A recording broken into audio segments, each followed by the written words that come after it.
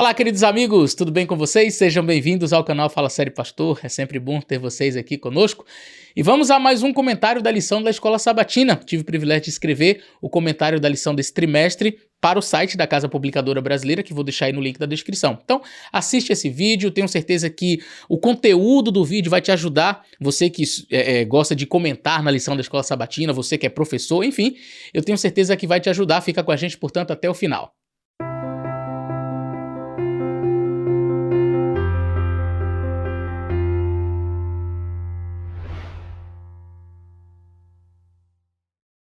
Muito bem, meus queridos, o título da lição desta semana é Fé contra todas as dificuldades. Deixa eu lhe perguntar, o que constitui a base doutrinária do cristão? A Bíblia somente? Ou há outros elementos extrabíblicos que precisam ser considerados, tais como o magistério da igreja e a tradição oral? Aqui se encontra a principal diferença entre os protestantes e os católicos. Para os protestantes, a Bíblia e somente a Bíblia constitui a regra de fé e prática para o ensino cristão, sendo ela a única fonte doutrinária segura. Para os católicos, a Bíblia não pode ser a única fonte doutrinária. A Bíblia seria apenas um livro, fruto da igreja e, portanto, a ela subordinada. A tradição oral registrada na patrística, bem como o magistério da igreja, tem primazia no que se refere à questão das fontes doutrinárias. É a igreja que interpreta a Bíblia e está, portanto, acima dela. Esta é a visão católica. Bom, as visões protestantes e católicas se distanciam ainda mais quando o assunto é salvação. Para os católicos, a salvação é concedida por meio de um somatório entre graça e as obras de caridade que o cristão deve praticar. Para o protestante, a salvação é pela graça e somente pela graça, sem necessidade alguma de boas obras para a obtenção de mérito diante de Deus. Tais diferenças surgiram mais evidentemente e se intensificaram a partir do movimento da Reforma, iniciado por Martinho Lutero. Então vamos falar um pouquinho sobre este aspecto do sola scriptura. Um dos maiores legados deixados pela Reforma foi o princípio da sola escritura. Por séculos, a Igreja Católica foi detentora da palavra de Deus e fez mau uso das Escrituras. Somente o clero é quem tinha acesso às Escrituras e poderia interpretá-la. Somente a Igreja tinha a palavra final sobre um texto sagrado.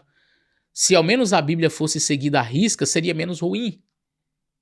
No entanto, a Igreja se valia de interpretações pessoais, de acréscimos à palavra, como os apócrifos, das opiniões do magistério da Igreja e da tradição. Ou seja, a Bíblia acabava por ocupar uma posição de inferioridade. Como ninguém tinha acesso às Escrituras, o que a Santa Igreja dizia era lei. Com Wycliffe, Martinho Lutero e demais reformadores, a Bíblia voltou a ocupar o seu papel na cristandade. Os enganos promovidos pela Igreja durante séculos foram desmascarados à luz da palavra de Deus.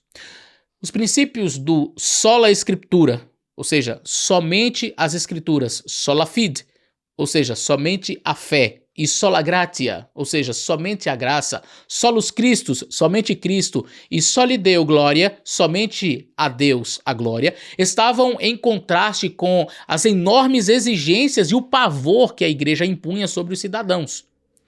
Ao mesmo tempo, a simplicidade do evangelho contrastava com a pompa e a ganância do clero, fazendo com que as pessoas preferissem a leveza e a liberdade da cruz a ter que viver na opressão e na masmorra da falsa religião.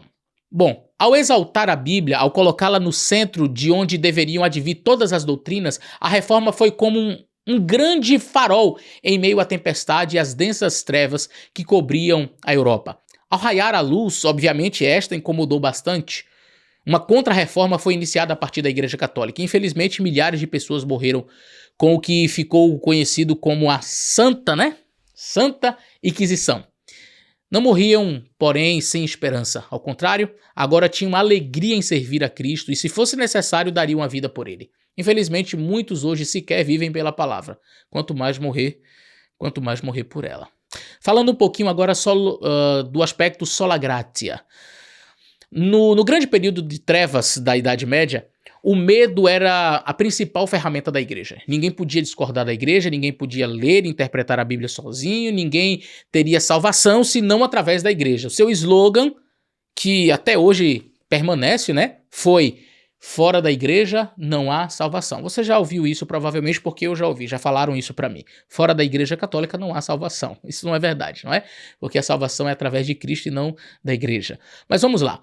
Para manter as pessoas debaixo de suas ordens, foram criadas doutrinas heréticas, como o inferno eterno, purgatório, indulgências, confissão auricular, entre outras.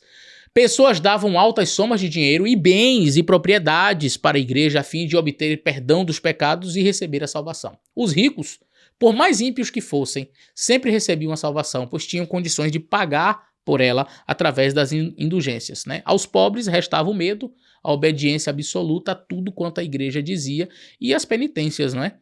Em meio às densas trevas, a essas densas trevas que estavam pairando sobre a Europa, surgiu alguém dizendo que a salvação só pode ser obtida pela graça de Cristo e que não há necessidade de indulgências, de penitências, de obras. Só precisamos aceitar a graça redentiva do Mestre.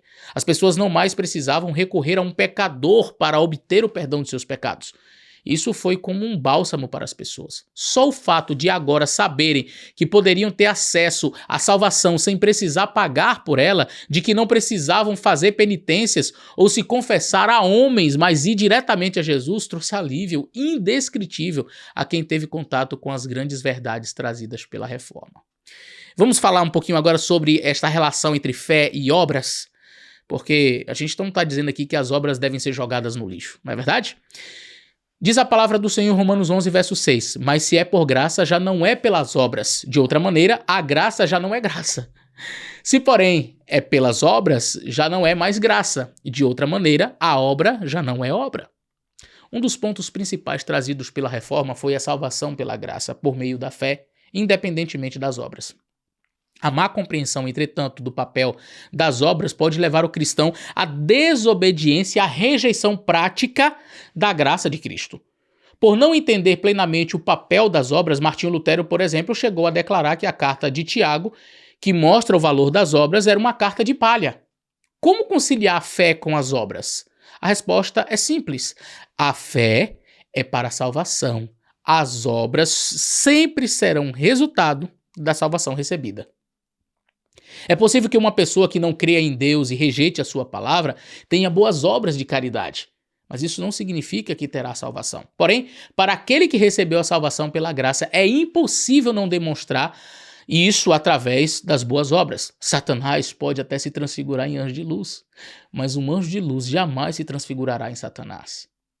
O texto que talvez sintetize melhor o papel da graça, fé versus as obras, não é?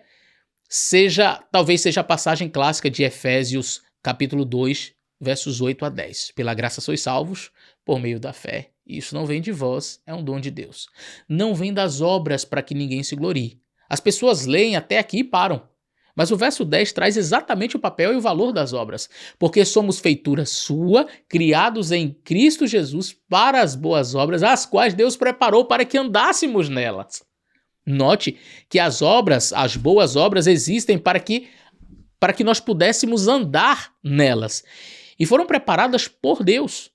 Ele não é contra as boas obras. Todo cristão deve ter boas obras. A única coisa que não pode fazer é achar que tais obras sejam meritórias, isto é, que elas tenham qualquer valor salvífico ou que contribuam, em um mínimo que seja, para a salvação.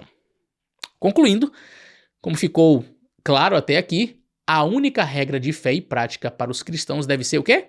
A Bíblia Sagrada. Rejeitamos o magistério da igreja, a tradição oral ou qualquer outra fonte que se ponha como fonte doutrinária ou acréscimos às doutrinas das Escrituras Sagradas. Então, não estou dizendo que outros conteúdos teológicos de outros escritores eles não têm importância.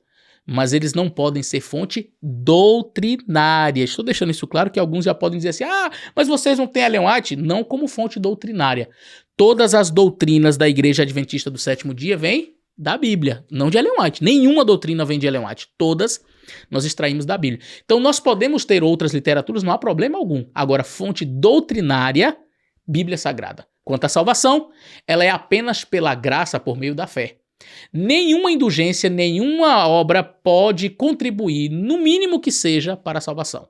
Não há possibilidade de que as obras humanas, por melhores que elas sejam, obtenham méritos salvíficos, visto que as nossas justiças, de acordo com a Bíblia, no livro de Isaías, elas são consideradas trapo de imundície.